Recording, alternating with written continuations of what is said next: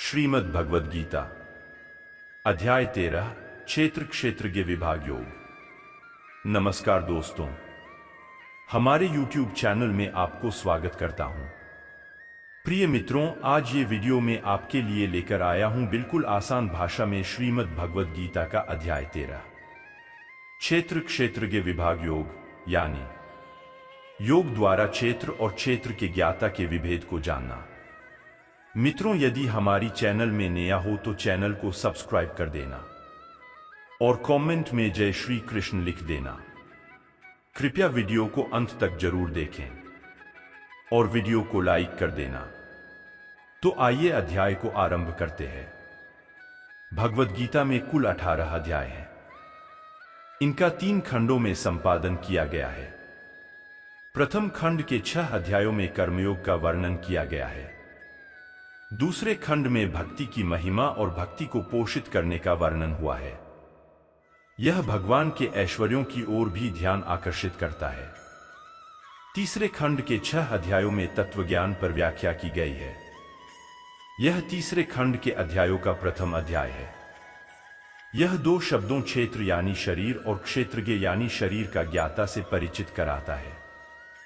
हम शरीर को क्षेत्र के रूप में और शरीर में निवास करने वाली आत्मा को शरीर के ज्ञाता के रूप में स्वीकार कर सकते हैं, लेकिन यह एक सरलीकरण है क्योंकि क्षेत्र का अर्थ वास्तव में अधिक व्यापक है। इसमें मन, बुद्धि, अहंकार और माया शक्ति के अन्य सभी घटक भी सम्मिलित हैं जिनसे हमारा व्यक्तित्व निर्मित होता है। व्यापक ज्ञान के आधार पर देह के क्षेत्र में आत्मा को छोड़कर, जो कि शरीर की ज्ञाता है, हमारे व्यक्तित्व के सभी पहलू सम्मिलित हैं। जिस प्रकार किसान खेत में बीज बोकर खेती करता है, इसी प्रकार से हम अपने शरीर को शुभ अशुभ विचारों और कर्मों से पोषित करते हैं और परिणाम स्वरूप अपना भाग्य बनाते हैं। महात्मा बुद्ध ने यह व्याख्या की है, हम जो सोचते हैं वही हमारे सामने परिणाम के रूप में आता है, इसलिए हम जैसे सोचते हैं वैसे बन जाते हैं।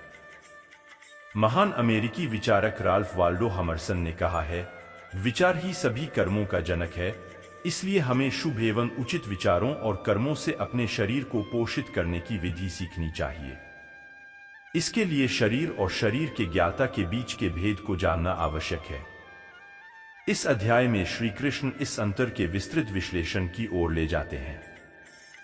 वे प्राकृत शक्ति के उन तत्वों की गणना करते हैं जिनसे शरीर के क्षेत्र की रचना होती है।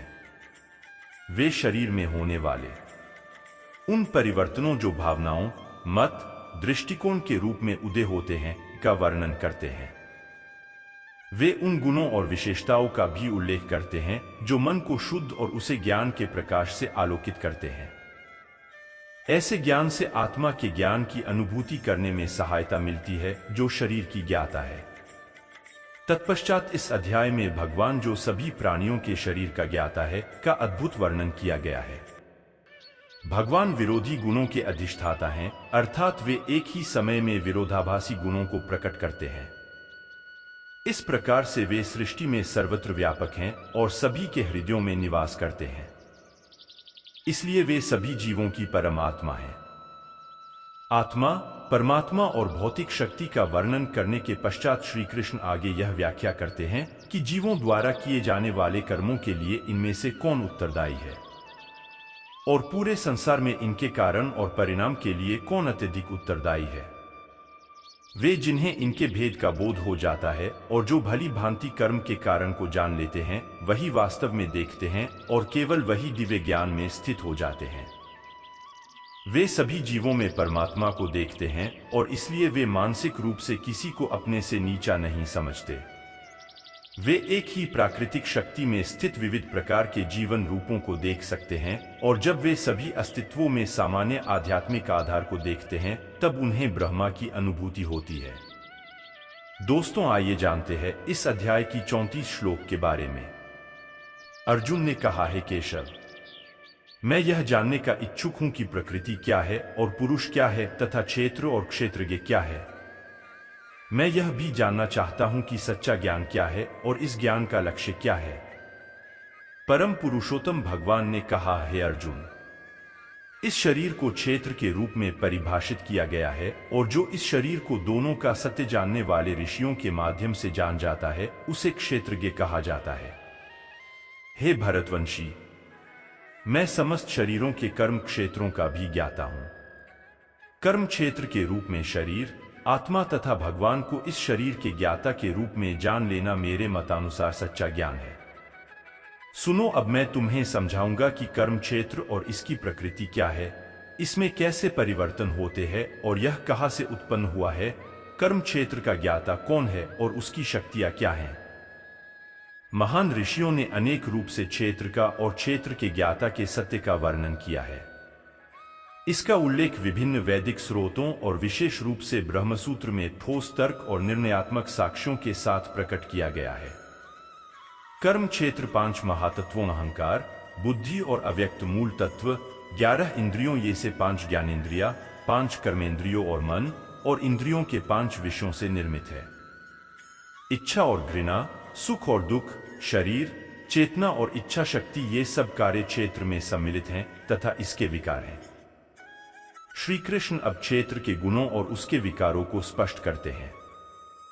नम्रता, आडंबरों से मुक्ति, अहिंसा, क्षमा, सादगी, गुरु की सेवा, मन और शरीर की शुद्धता, दृढ़ता और आत्मसंयम, इंद्रिय विषयों के प्रति उदासीनता, अहंकार रहित होना, जन्म, रोग, बुढ़ापा और मृत्यु की बुराइयों पर ध्यान देना, अनासक्ति, स्त्री, पुरुष, बच्चों और घर संपत्ति आदि वस्तुओं के प्रति ममता रहित होना, जीवन में वांछित और अवांछित घटनाओं के प्रति संभाव, मेरे प्रति अनन्य और अविरल भक्ति, एकांत स्थानों पर रहने की इच्छा, लौकिक समुदाय के प्रति विमुखता, आध्यात्मिक ज्ञान में स्थिरता और परम सत्य की तात्विक खोज, इन सबको मैं ज्ञान घोषित करता हूं और जो भी इसके प्रतिकूल हैं उसे मैं अज्ञान कहूंगा। अब मैं तुम्हें वह बताऊंगा कि जो जानने योग्य है और जिसे जान लेने के पश्चात कोई अमरत्व प्राप्त कर लेता है। यह अनादि ब्रह्मा है जो अस्तित्व और अस्तित्वहीन से परे है। भगवान के हाथ, पांव, नेत्र, सिर तथा मुख सर्वत्र हैं। उनके कान भी सभी ओर हैं क्योंकि वे ब्रह्मांड की प्रत्येक वस्तु में व्याप्त हैं। यद्यपि वे समस्त इंद्रिय विषयों के गोचर हैं, फिर भी इंद्रिय रहित रहते हैं। वे सभी के प्रति अनासक्त होकर भी सभी जीवों के पालन करता है। यद्यपि वे निर्गुण है, फिर भी प्रकृति के तीनों गुणों के भोक्ता है। भगवान सभी के भीतर एवं बाहर स्थित हैं, चाहे वे चर हों या अचर। वे सूक्ष्म हैं और इसलिए वे हमारी समझ से परे हैं। वे अत्यंत दूर हैं, लेकिन वे सबके निकट भी हैं। यद्यपि भगवान सभी जीवों के बीच विभाजित प्रतीत होता है, किंतु वह अविभाजित है। यह समझना होगा कि परमात्मा सबका पालन करता, संहारक और सभी जीवों का जनक है। वे समस्त प्रकाशमयी पदार्थों के प्रकाश स्रोत हैं। वे सभी प्रकार की अज्ञानता के अंधकार से परे हैं। वे ज्ञान हैं, वे ज्ञान का विषय हैं और ज्ञान का लक्ष्य हैं। वे सभी जीवों के हृदय में निवास करते हैं। इस प्रकार मैंने तुम्हें कर्म क्षेत्र की प्रकृति, ज्ञान का अर्थ और ज्ञान के लक्ष्य की जानकारी को प्रकट किया है। इसे वास्तव में केवल मेरे भक्त ही पूर्णतः समझ सकते हैं और इसे जानकर वे मेरी दिव्य प्रकृति को प्राप्त होते हैं। प्रकृति और पुरुष दोनों अनादि हैं। यह भी जान लो कि शरीर में होने वाले सभी परिवर्तन और प्रकृति के तीनों गुणों की उत्पत्ति प्राकृत शक्ति से होती है। सृष्टि के विषय में प्राकृत शक्ति ही कारण और परिणाम के लिए उत्तरदायी है और सुख दुख की अनुभूति हेतु जीवात्मा को उत्तरदायी बताया जाता है। पुरुष अर्थात जीव प्रकृति में स्थित हो जाता है, प्रकृति के तीनों गुणों के भोग की इच्छा करता है, उनमें आसक्त हो जाने के कारण उत्तम और अधम योनियों में जन्म लेता है। इस शरीर में परमेश्वर भी रहता है। उसे साक्षी, अनुमति प्रदान करने वाला, सहायक, परम भोक्ता, परम नियंता और परमात्मा कहा जाता है। वे जो परमात्मा, जीवात्मा और प्रकृति के सत्य और तीनों गुणों की अंतःक्रिया को समझ लेते हैं, वे पुनः जन्म नहीं लेते। उनकी वर्तमान स्थिति चाहे जैसी भी हो, वे मुक्त हो जाते हैं।